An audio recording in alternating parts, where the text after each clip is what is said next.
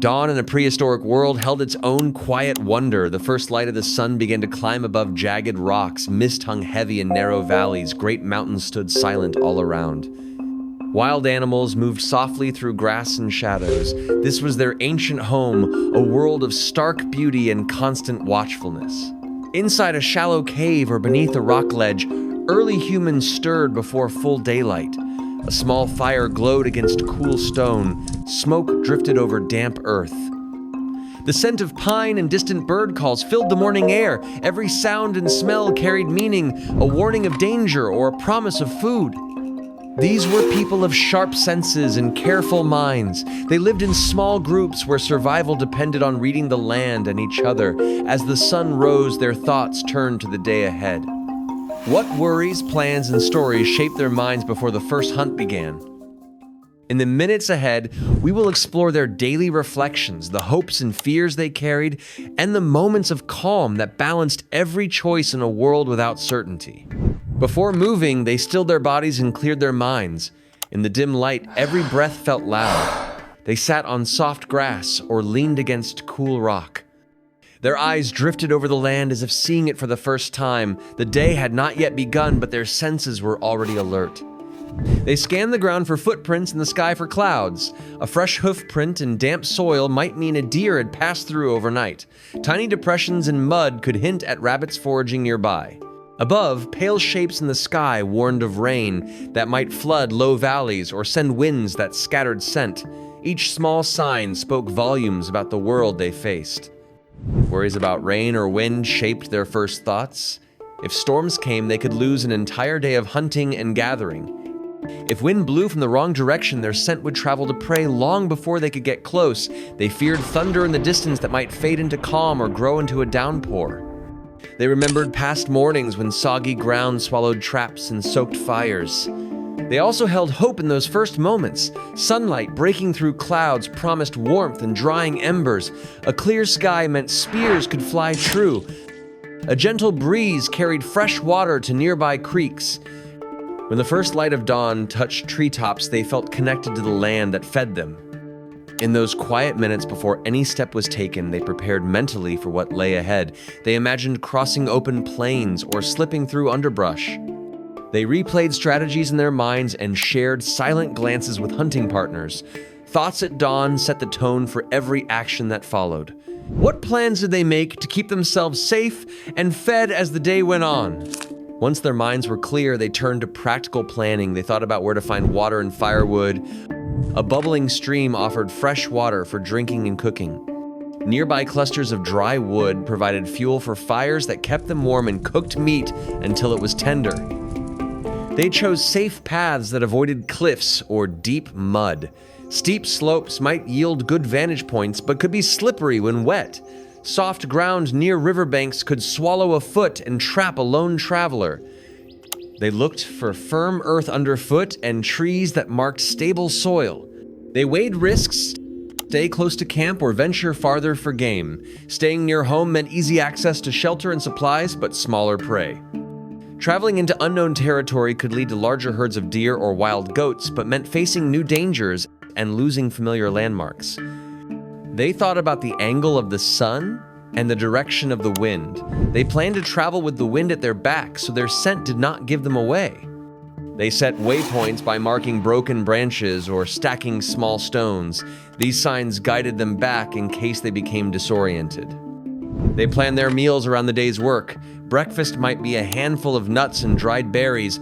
By midday, they would roast small game over hot coals. Later, they might gather roots and edible plants to fill gaps if the hunt failed.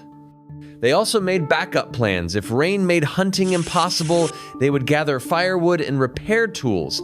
If a storm threatened, they would shelter under rock overhangs or thick tree canopies. By thinking through these scenarios, they increased their chances of survival. How did they care for each other and share these tasks? Survival was more than a solo effort. They worried about the old, the young, and the injured. A broken arm slowed a hunter and left the band vulnerable. A child lost energy quickly and needed extra attention. An elder with weakening legs could guide the group with wisdom but required help moving through rough terrain. They decided who would gather berries and who would guard the fire. Some climbed low branches to pick sweet fruits, while others knelt among thorny bushes for edible roots. Pairs worked together so one could warn of predators while the other collected food. Meanwhile, a small team tended embers in a stone hearth, coaxing flames to life for evening cooking. They planned how to share food so no one went hungry. After a successful hunt, they cut meat into equal pieces. Tender cuts went to children and elders to provide quick energy. Tougher meat and marrow were set aside for the strongest members who could chew and digest it. They rationed dried fish or small game when big prey was scarce, stretching supplies until the next hunt. They also offered help to injured members. If a hunter fell, others carried him on a makeshift stretcher. They wrapped wounds with clean leaves and bound broken bones with strips of bark. Each person knew whether to offer water, food, or warm clothing. Their roles shifted as needs changed. These acts of care built trust. When one person fell behind, another slowed down. When someone found a trick that improved trap success, they taught the rest. By caring for each other, they ensured the entire group stayed strong. In that way, community and compassion were as vital as spears and fire. How did they learn from past successes and mistakes? They remembered hunts that failed in deep snow or heavy rain. On one bitter morning, fresh tracks vanished under new drifts, and hours of tracking ended in empty hands. On another day, sudden downpours filled traps with water and washed away footprints. Each failure left a clear memory and a lesson about when to seek shelter and when to press on. They kept track of tools that broke during a chase. A spear shaft might splinter when it struck a rock instead of an animal. A trapping rope could tear when a strong creature tried to pull free. Hunters collected broken pieces and studied the way the wood or fiber gave way. They noted which materials held up best under stress. They adjusted their methods to do better next time. When snow proved too deep, they learned to gather firewood first and use smoke to guide animals toward lower ground. After a spear broke, they selected straighter shoots of wood and bound them more firmly with thick sinew. When traps failed in mud, they raised them higher or moved them to firmer earth. Each change aimed to turn past weakness into future strength. They also shared these lessons widely. At the end of a long day, they compared notes on where wind shifted or water rose. A hunter who had watched animal paths under rain taught others to look for shelter under trees before setting traps. Another showed how to test a spear by tapping it against a stone before relying on it in a real chase. By facing mistakes head-on, they grew more skilled and more confident. Every broken tool and every lost track became part of their growing wisdom. Their memories were more than stories of failure. They were the building blocks of survival. What stories did they tell each other to pass on these lessons? They shared tales of narrow escapes and great catches. Around the fire, each flame cast dancing shadows on eager faces. A hunter might begin by describing a deer so close it could almost hear its heartbeat. Listeners leaned in as the story swelled with danger and relief. These tales brought lessons to life. They used stories to teach children how to track and trap. A grandmother might tell of a rabbit that outwitted a clever snare until the hunter spotted a bent blade of grass. Young listeners learned to watch for each subtle sign. By hearing these stories, children absorbed tracking skills before they ever held a spear or set a trap. They spoke of stars and weather as part of each tale. A story about a storm that came without warning warned listeners to watch the northern sky for dark clouds. A legend of a night when northern lights glowed bright taught them that strange colors in the sky could signal shifts in wind or the arrival of cold air. Each story wove practical advice into vivid images. They also honored the animals they hunted. After a tale of a successful catch, they offered thanks through soft words or a silent nod. They believed showing respect kept animal spirits strong and ensured future hunts. Stories became a form of ceremony that connected people to prey and to each other. Through these fireside tales, memories stayed alive across seasons. Voices rose and fell, weaving humor and sorrow, triumph and failure. Every listener became part of the story, and every storyteller reinforced the community's shared wisdom. What did they dream about when they slept under the open sky? They believed dreams could warn of danger or promise good luck. After a night of deep sleep, a hunter might recall a vision of a wolf crossing a stream. Some took that as a sign to avoid rivers that day or to stay alert for pack animals near water. Dreams shaped real decisions. Some may have seen visions during quiet moments. Sitting alone by a fire's embers, a person might feel drawn into thought and imagine shapes in the smoke. Those shapes could suggest paths to new hunting grounds or remind them of distant family members. These waking visions blended memory and hope. They looked for signs in bird calls or plant growth. A sudden cry from a hawk overhead might be seen as a message that rabbits were feeding in a nearby clearing. A patch of brightly colored moss on a rock could be read as a sign of fresh water below. Hunters learned to trust these signs as they trusted their own senses. They also spoke of messages in fever dreams or illness. When someone fell sick, family members watched their sleep closely. Strange dreams during fever might hint at fruiting plants or hidden roots to aid recovery. Elders interpreted these visions and guided treatments based on ancient knowledge. Dreams and visions were a bridge between the visible world and the unseen. They offered comfort when the days grew long and danger loomed. By paying attention to their inner lives, early humans found another source of guidance and strength. How do they use these ideas to plan their next moves? Before the sun rose high, hunters practiced spear throws in their minds. They visualized the arc of the shaft and the moment of release. They imagined the feel of the wood in their hands and the way the point would sink into an animal's hide. Mental rehearsal helped them refine every detail before lifting a real weapon. Elders played a key role by showing the young how to make traps and ropes. They gathered by the hearth, demonstrating how to twist plant fibers into strong cord. They split small branches and carved notches with sharp stones, guiding fingers to grip tools just so. Each gesture carried a lesson that went beyond words. They taught by doing, pointing and guiding hands. When a child struggled to tie a knot, an elder moved close and placed gentle hands over theirs. When a rope snapped, they explained what went wrong and encouraged a fresh try. By working side by side, they passed down knowledge in the most natural way. Lessons happened at sunrise and sunset.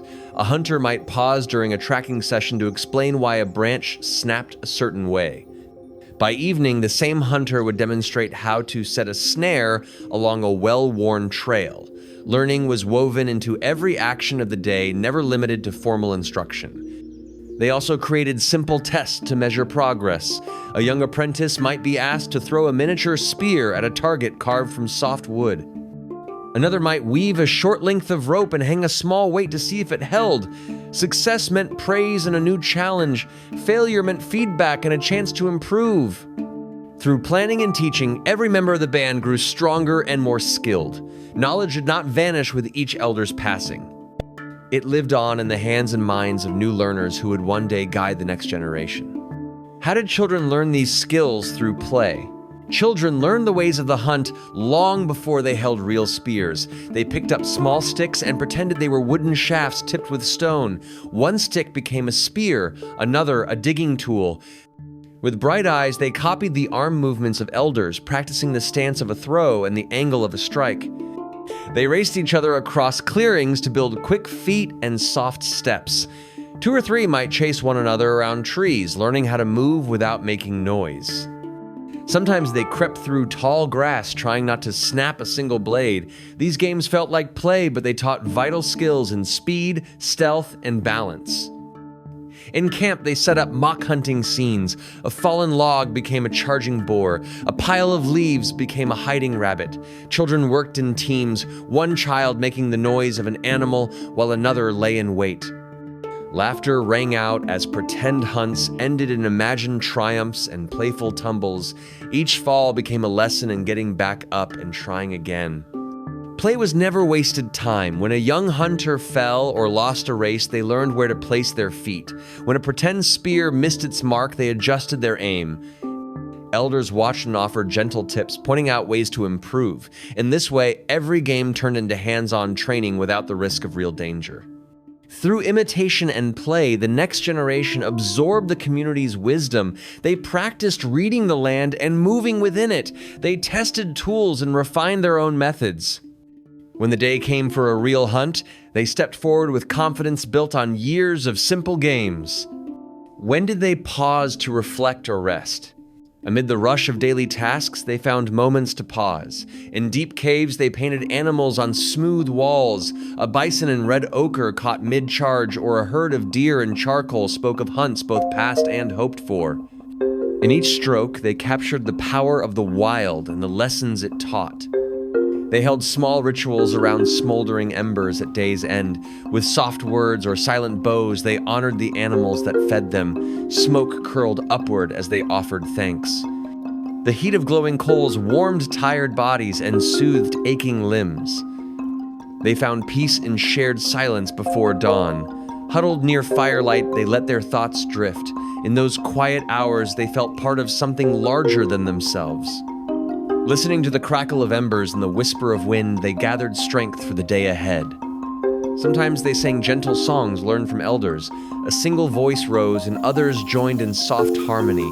These simple melodies held stories of survival and hope. When song ended, they slipped into calm reflection, faces lit by fading glow. Rest was more than sleep. It was a chance to sort memories, to feel gratitude, and to renew bonds. In moments of stillness, they deepened their understanding of the world around them and the world within them. What can these ancient thoughts teach us today?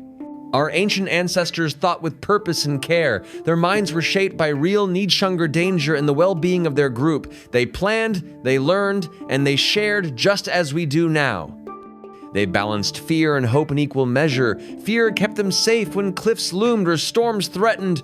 Hope drove them forward when dawn promised new chances at food or shelter. This blend of caution and optimism guides us today when we face our own challenges. Their methods of planning and caring hold lessons for modern life. We still map out our days and watch for warning signs in weather or health. We still share tasks among families and communities so no one is left behind. Their simple acts of compassion echo in our own systems of support and care. Their stories by firelight remind us of the power of narrative. We tell tales to entertain, but also to teach and to unite. Like them, we use words, images, and rituals to pass wisdom from one generation to the next.